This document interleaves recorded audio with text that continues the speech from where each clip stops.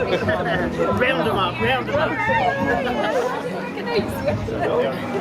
Okay, the story of this building as the Mansion House rather than the Mercy Hospital, as Daisy love talking about.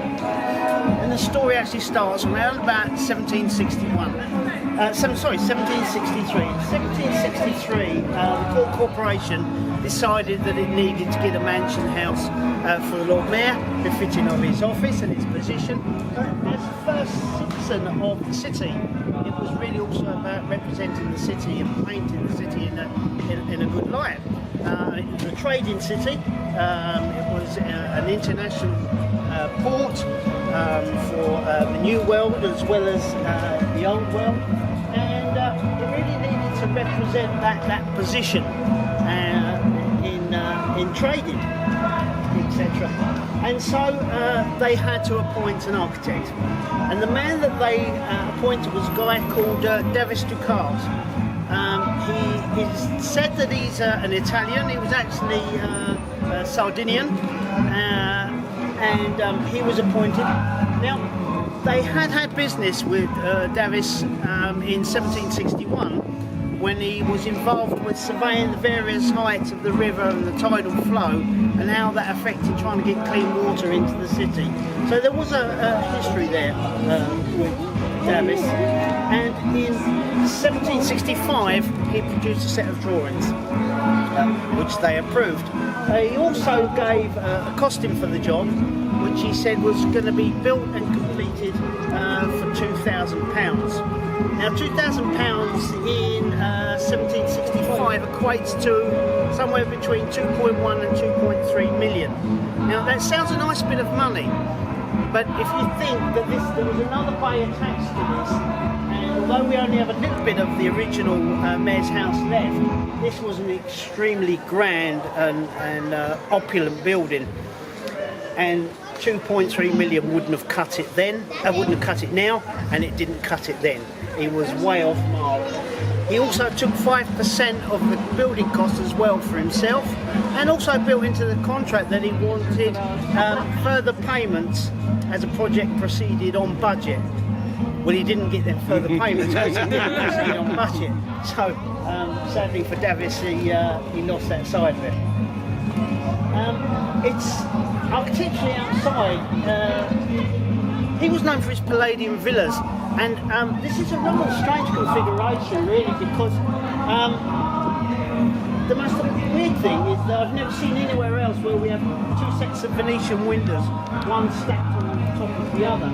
It's a very strange configuration, and also the entrance, not quite the grand entrance that you would expect maybe for carriages pulling up and horse-drawn and the ladies and the grandeur and all the big balls. I think that's twofold. One is you guys probably would have wet feet now in 1765 because there was a quayside built in here that was a sort of an inlet from the river.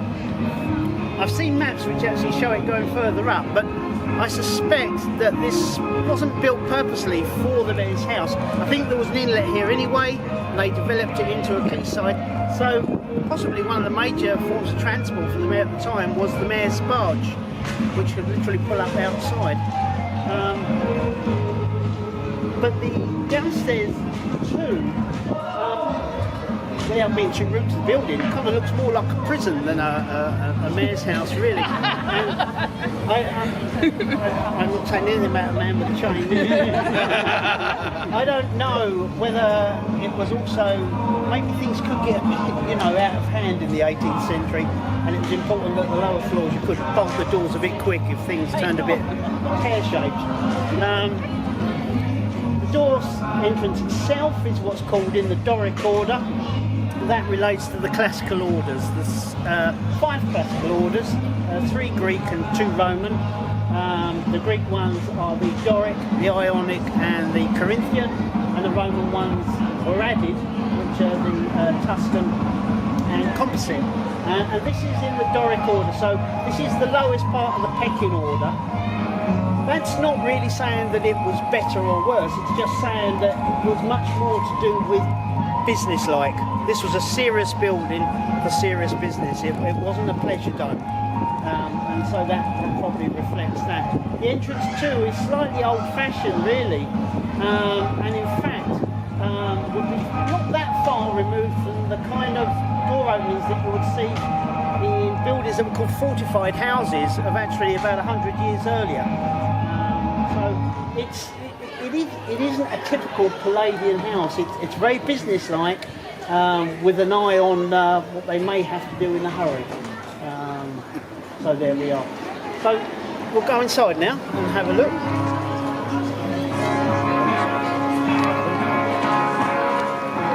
Obviously the entrance itself is no longer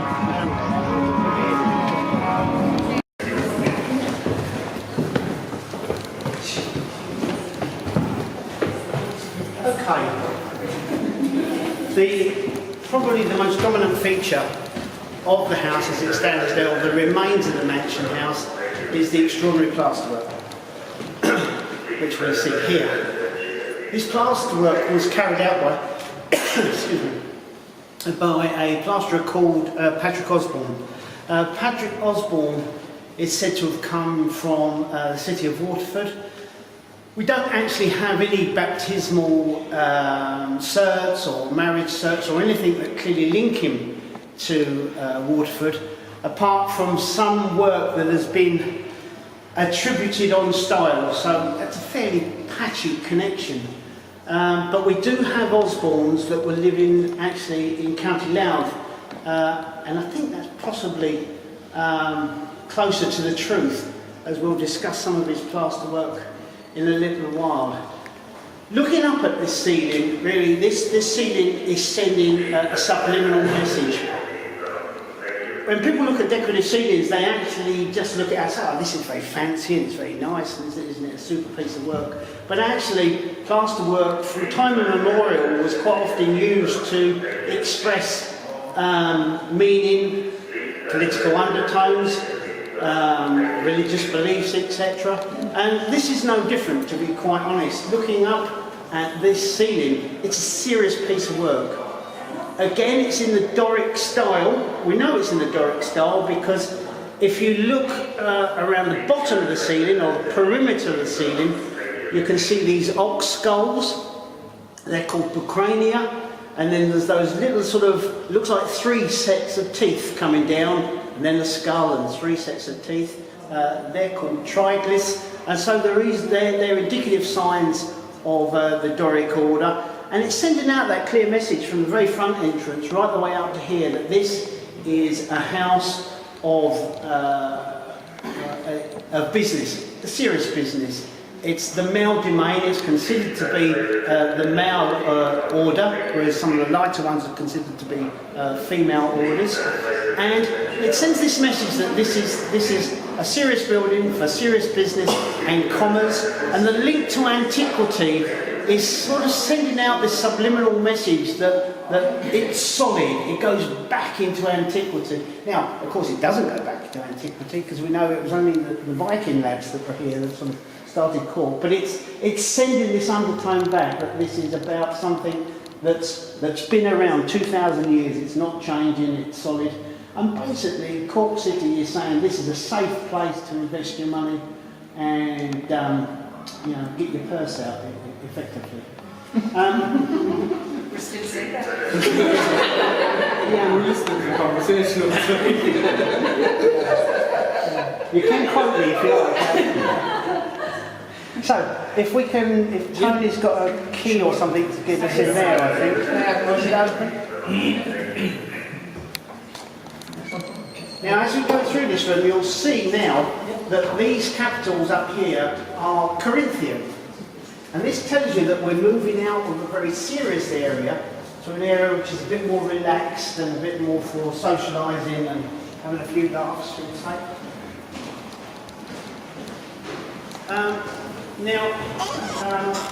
Mary Turigu is a friend of mine who sort of let me into the hospital some time ago. Was telling me that people consider this to be the drawing room. Actually, I don't think it ever was the drawing room. I think it was probably the dining room. And the hints of that actually are, if you look over the two fireplaces there, you will see these two large things with fruit and flowers and whatever. They're called cornucopia, or sometimes called the horn of plenty. And they're very indicative of the kind of symbols and emblems that you would find in the dining room, because it's all about harvest, it's all about the food, bountiful supply, etc. So that really is a strong indicator that in fact this is the dining room. If you can appreciate the ceiling today that you see, I don't know, I've not gone up, but I suspect that that's a brand new plasterwork ceiling with the skin coat, and there would have been a very fancy ceiling in here, which sadly has come down at some stage and has been lost. The style of plasterwork is called stucco duro. That's not its architectural style, actually that means its application. So moulds weren't used, everything was worked in freehand up there. So the material was put up there in a plastic state and the lads literally shaped it and scrolled it in situ. So it's very much an artistic endeavour than an industrial process of using casts and moulds and simply sticking it up there. Today it kind of looks a bit heavy and cluttered. I mean, sadly it's probably got I don't know, 100 coats of distemper and paint and all that over it. But it may be hard to believe, but if that was clean, there would be an absolute gem lying underneath those layers of paint. Fireplaces obviously are long gone now. These are two breasts, as you can see from the edging down there as well, so they're blocked up and then gone. And so sadly, we've lost those. So if we want to go up another floor, is there any questions? Are anyone happy with that? Yeah? Yep. Good? Yeah? What does this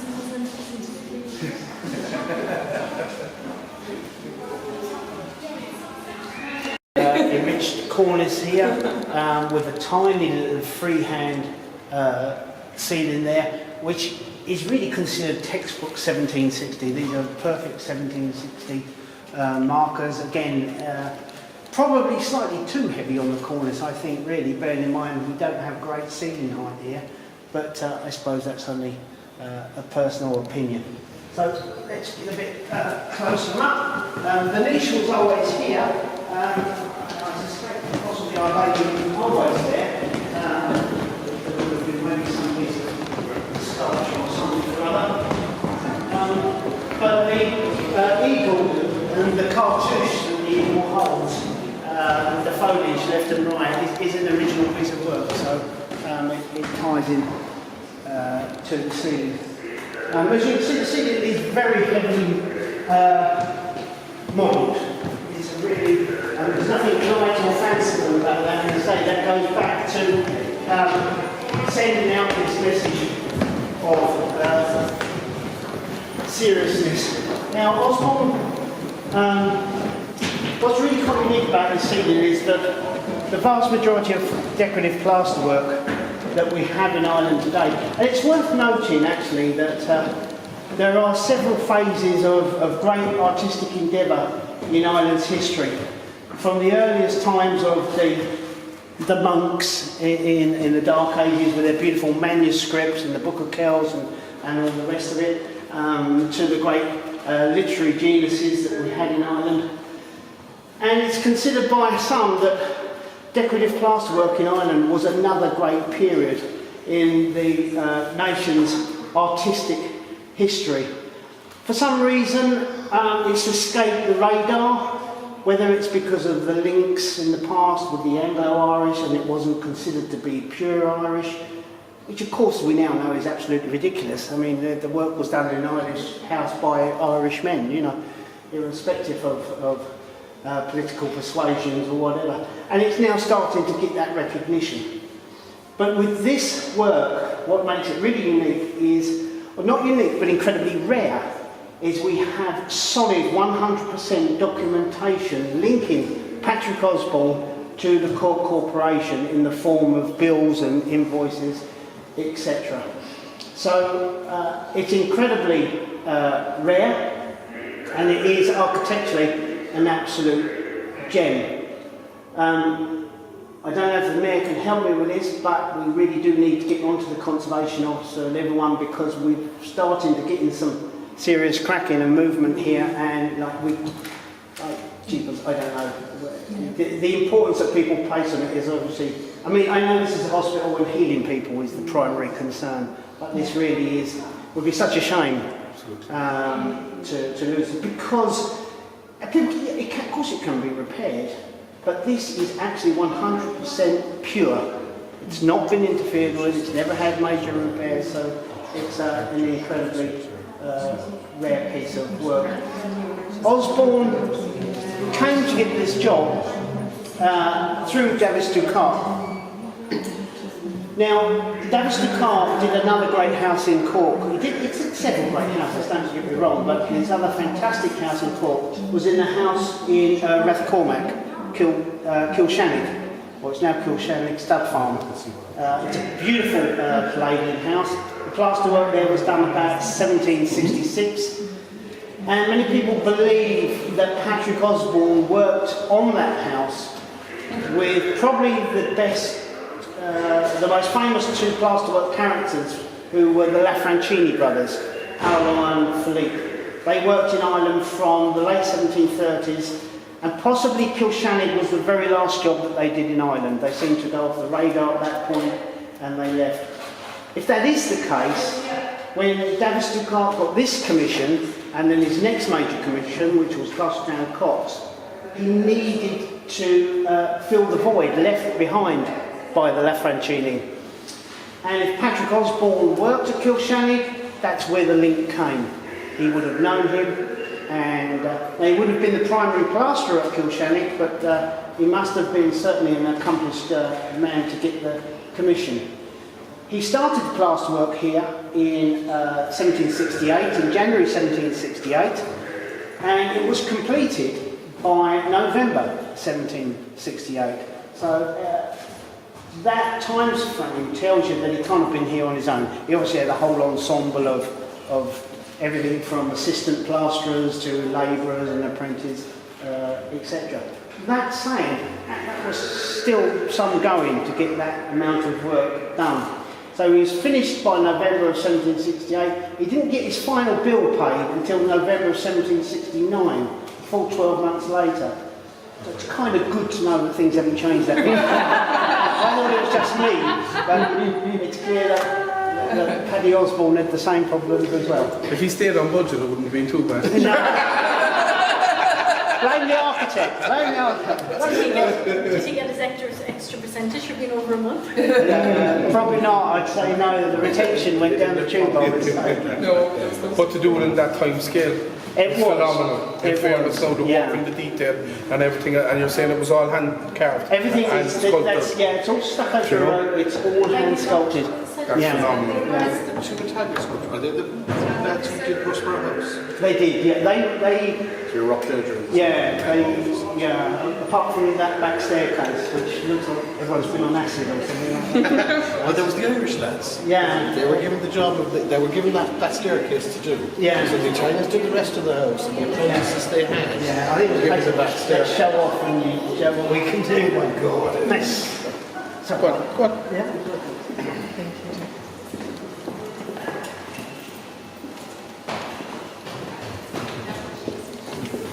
Okay, and this is the other great area that we have in the Mansion House / Nursing Hospital.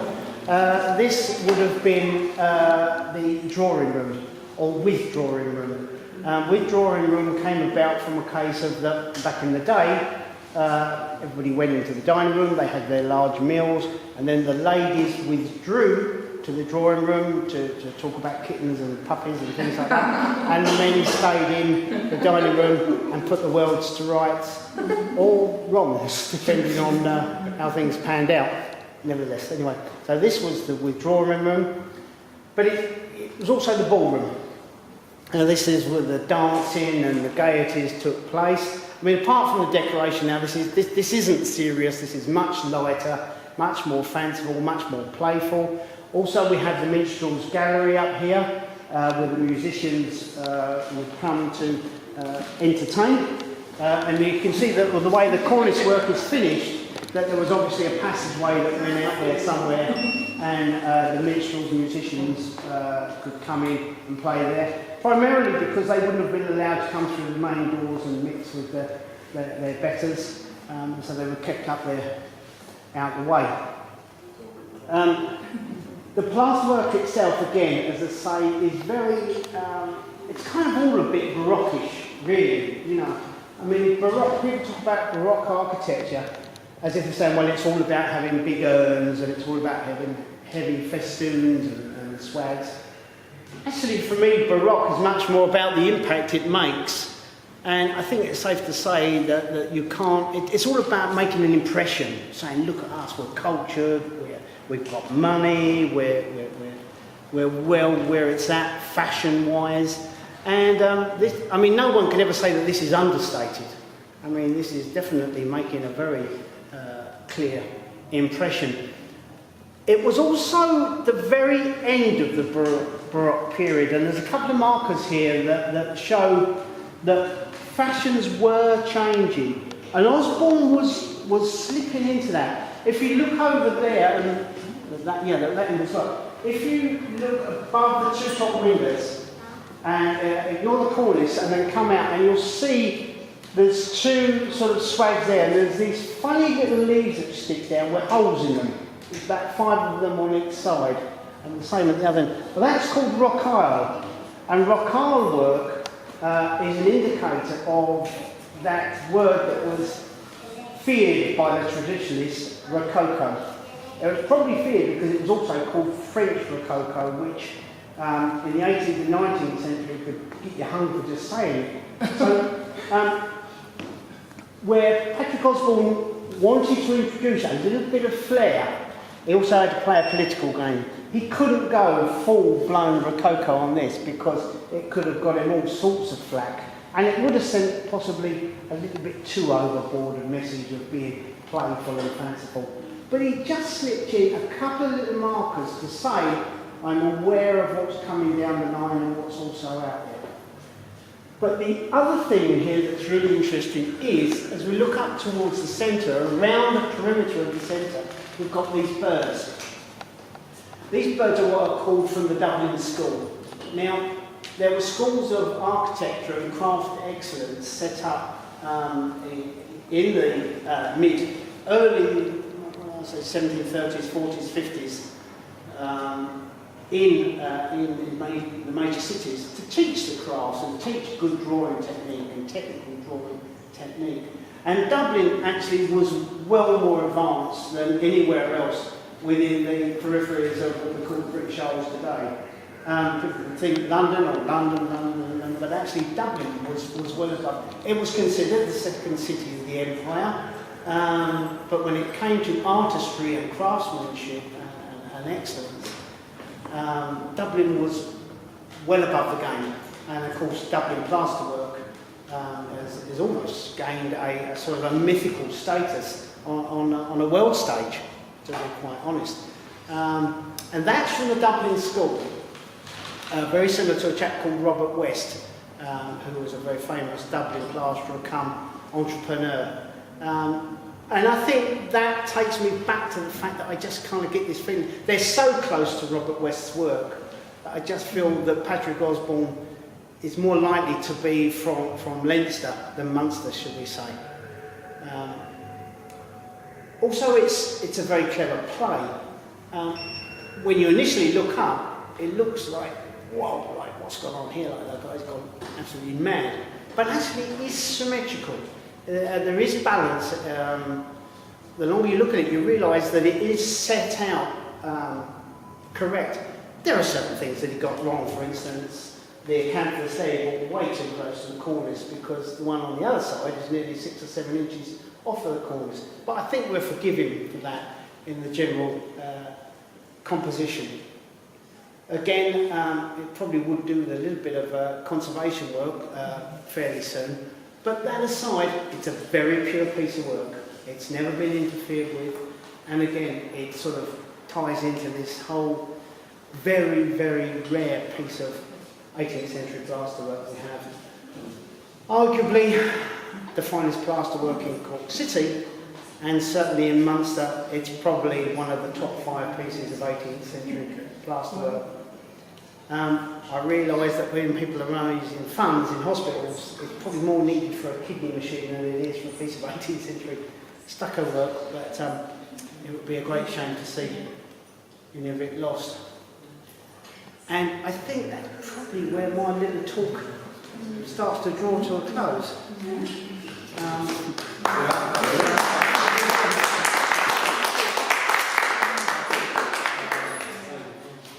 I certainly learned a lot. Thanks very much.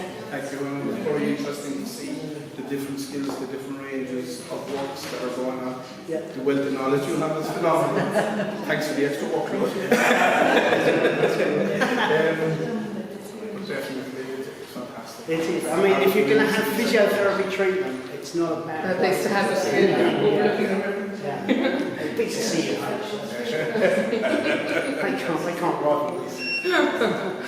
Thank you.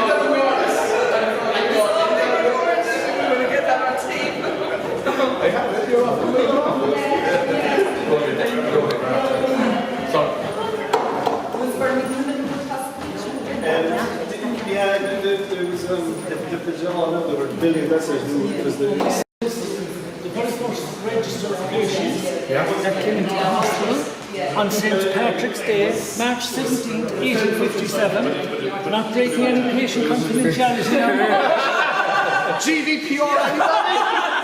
But it was Dennis Foley. He was a labourer. He came in with bronchitis and he was cured and he was discharged on the 1st of April. So just about 2 weeks, but they cured him. So when you came into hospital that time, and you'd see through the register and the other registers, you had a number of choices. You could be cured, which is a difficult thing to do, really. You could be cured, you could be relieved, okay? You could die, or you could be transferred to a lunatic asylum. Okay. All the words that are in that register now. And you can see the lovely script work there, and as we go through it, it is really beautiful. So that register and the other registers were actually discovered in the corner of a damp, ivy growing attic, and they were retrieved, and the sisters here funded themselves to have the others restored to a standard, but to have this restored to the bare minimum, to keep it as it is, and and that's as close as it gets, just to keep it from getting any further. So it's there now, and it's there for all time now, isn't it? Yeah, and it's very precious. And I was going to say, is that case then the proper type of casing that it's supposed to be held in, and for the temperature and all Yes. that, not yet. Okay. But that's a work in Another job. progress as well. No, it is. It's a work in progress, but it's as good as we could do at the Yeah, time. absolutely. Yeah, yeah, Absolutely. yeah. But so it's wonderful to have it, you know. And it's interesting, it's Paddy's Day and Fool's Day. There you go. 40 beds that look we are today. Yeah, there you go. And I'm sure Eight for patients a researcher now going into that, it shows the ages, the different occupations, the coopers, the labourers, the servants. Yes. You know, it shows all the different employments of the time, you know, and how long they were in hospital and the number of people who would die, and there's a wealth of information. Who's in going there. to put it onto the computer? It's another I job think for about it's the 160 years now, just over 160 years of treating patients in Cork. Yeah. It's fantastic, Yeah. you know. I'd say they'd be interested in that in the archive office. Inside the Blackpool. Absolutely. You know, Yeah. it would be Just interesting. talking So, about- no, it's fantastic. And it's, when you're looking at the history and everything of it, you can't just walk past it. Yeah. It's fantastic. Absolutely brilliant. And well done for maintaining it. It's really important. Thank You know? Thank you That was for my coming. pleasure. My pleasure. Thank you. Thanks for the invitation. Thank you. Delighted.